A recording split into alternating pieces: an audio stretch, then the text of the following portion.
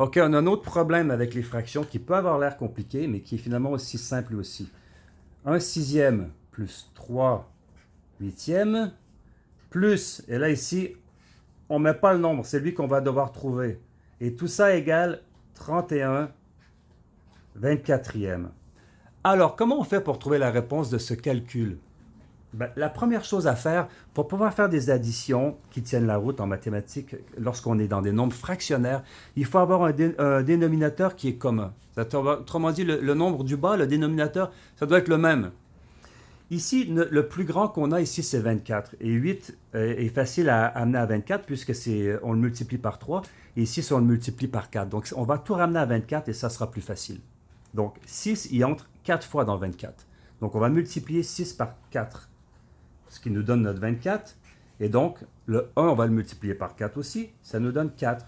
4 24e, c'est la même chose que 1 sixième. C'est le même rapport de proportion. Ici, maintenant, 3 huitièmes. 8, il rentre 3 fois dans 24. Donc, on va multiplier 8 par 3. Ça nous donne 24. Et on va multiplier 3 par 3, puisque c'est par 3 qu'on multiplie notre fraction. Et 3 par 3, ça fait 9. Plus notre nombre manquant, et qui égale 31 sur 24.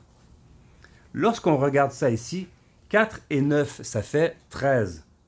Donc, ces deux nombres-là ensemble, on va les ramener à un chiffre. 13, 24e. Lorsqu'on les additionne, c'est ce qu'on a. Hein? Plus un nombre qu'on ne connaît pas. Et la réponse nous donne 31 sur 24. Alors, quel est le nombre qui manque ici? On sait très bien que c'est un nombre sur 24. Hein? Ça, on le sait déjà. Parce que pour pouvoir faire une addition ou une soustraction, on doit avoir le même dénominateur. Donc, si on enlève 13 à 31 ici, on va avoir le nombre qui manque ici. On est d'accord, hein? Donc, 31, je veux dire moins 13 égale 31 moins 13 égale 18. Donc, le nombre qui nous manque ici, c'est 18 24e. Voilà, on a trouvé le nombre qui manque ici. Lorsqu'on avait ici calculé ici, c'était 18 24e.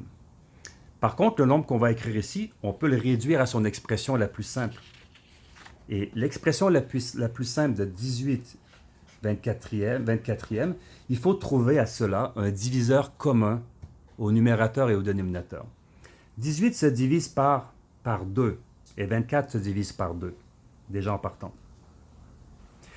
18 se divise par 3 et 24 se divise par 3. Est-ce que 18 se divise par 4 et 24 par 4? Là, ça ne fonctionne plus. Par 5 non plus. Par 6 non plus. Par 6, oui. Par 6, ça fonctionne. Par 7, ça ne fonctionne pas. Par 8 non plus. Donc, c'est 6. C'est 6 le dénominateur le plus élevé. Si on divise ça par 6 ici, on arrive à 18 divisé par 6, ça nous donne 3. Et 24 divisé par 6, ça nous donne 4. Ça donne 3 quarts ici. Donc 18 24e, c'est la même chose que 3 quarts. Là, on l'a réduit à son expression la plus simple. Ce qui fait que quand on revient ici dans notre question initiale, 1 sixième plus 3 huitièmes plus 3 quarts égale 31 24e. Quand on le regarde comme ça, c'est vraiment pas clair. Mais quand on le ramène au même dénominateur comme on a fait jusqu'ici, et qu'à la fin, on le simplifie avec un diviseur commun, eh bien, on trouve l'expression la plus simple et on peut la remettre dans son contexte au départ pour trouver la réponse.